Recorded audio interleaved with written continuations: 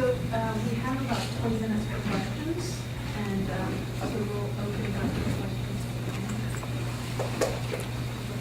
I think it's not very loud. Even in the mic. Oh, I want to thank everyone in the presentation. This was really a grounding session for me in terms of just a lot of shared the contact with people and all of the topics.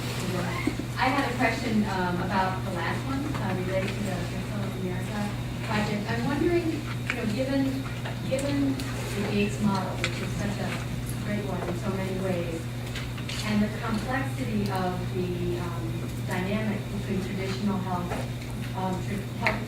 indigenous health traditions and the Western medical tradition, how much are you thinking about integrating those traditions in this initiative versus are we thinking about making sure that, say, Western medical practices get out there?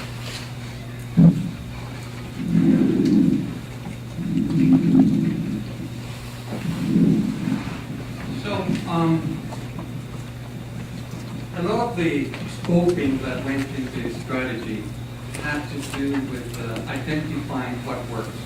And that took 2 years of intense research, consultation, to identify those highly cost-effective interventions that work or that show promise that would work.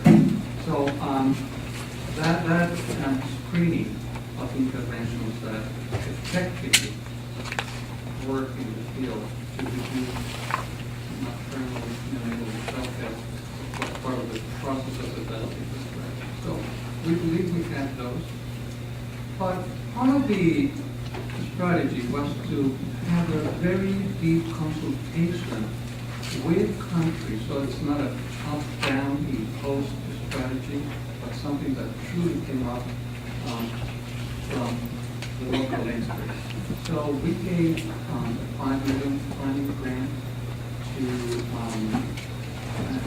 another institutions in Central America and Mexico to come up with a master plan. So for each one of the 6 components of the initiative, we do have a master plan that comes out of a very deep consultation with experts in the countries. That was a year and a half for us. So we have those master plans.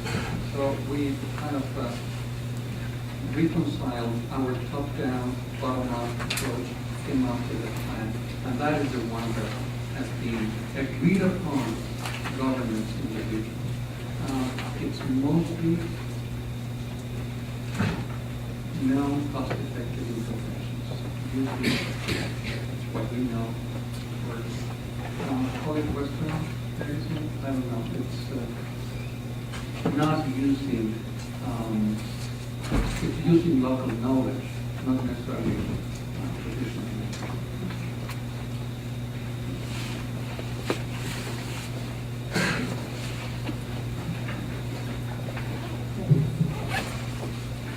I'm Steve Bezrushka from the University of Washington, and I really appreciated Dr. Sepulveda telling us to keep our eyes on the ball, or keep your eyes on the ball.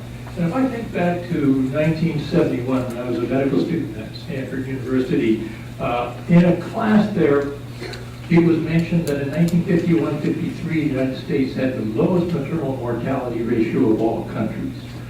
I then wrote in my notes, I kept some notes from that. By 1966, about a half a dozen countries had done better.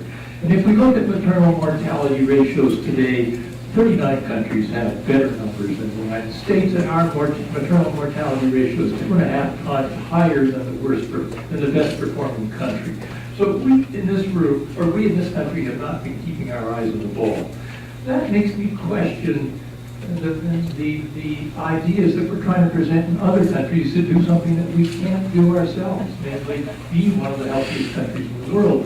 And unfortunately, so many people that come to this country from other countries tend to think we are one of the healthiest countries in the world when we rank in most indicators 40th or below.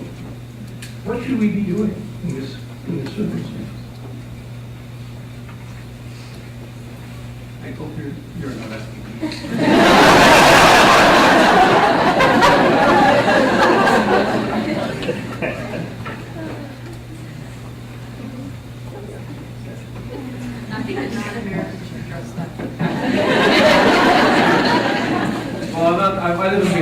So like, we consider ourselves part of the Pan-Pacific, Asia-Pacific family, so we're all part of the same family. In Canada, interestingly enough, our neonatal mortality rates, we went from 6th to 22nd within 5 years.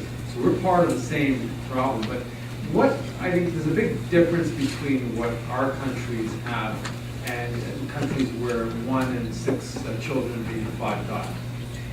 I think the countries that we're talking about are more than happy. Obviously, they want to deal with the challenges they have. There's a huge chasm between our situation and theirs. And we're just trying to do the best we can do to partner with those countries who have really situations that are truly horrific. So I've never, I don't know if anybody here has actually been confronted by this, but I've never had any country that I've been working with whoever said, no, your maternal mortality stats have become worse, therefore we're going to not listen to you. That's not the case. They've always been very willing to work with us, and they're very great, happy to do it, and we can learn from each other. I mean, there's a lot of things we can learn from each other, and those kind of partnerships ultimately will benefit those who are least privileged in all of our countries. In my country, the First Nations community, Aboriginal community, has horrific maternal and mortality stats. I think one of the exciting things about this particular consortium of Universities for Global Health in the mandate that's listed is to not only help places as far away as Addis Ababa, but also to help places like in Atlanta or both in my province, Northern British Columbia. So we work together to achieve a common objective. I must represent us for those great presentations and enlightening our minds. Now, my concern is where you have talked about vertical and horizontal, the algorithms. But there are so many other things that are happening right now. You have lots of programs which are really vertical, and they're really just focusing on one specific area, and yet it can affect things maternal and child health within our communities. Now, how will this be handled? Because that is the situation, the existing situation at the moment. Thank you.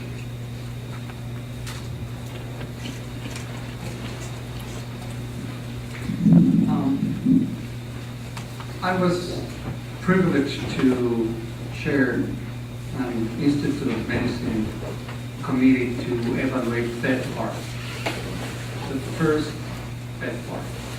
And 2 years after working intensively in the evaluation and visiting a lot of countries and talking to a lot of groups in the field, we came out convinced that PEPFAR needed to do more than just the vertical approach it had in its first iteration. And we made a series of recommendations that were published. And I think that report influenced the next phase, PEPFAR 2.0. And I'm very happy to see now, not only that the amount of money was hugely expanded, but also that the focus is much less vertical, including a lot of resources into health information systems, into nutrition, into capacity building. So PEPFAR is becoming less vertical and more diagonal, and that's what I think we should see more and more.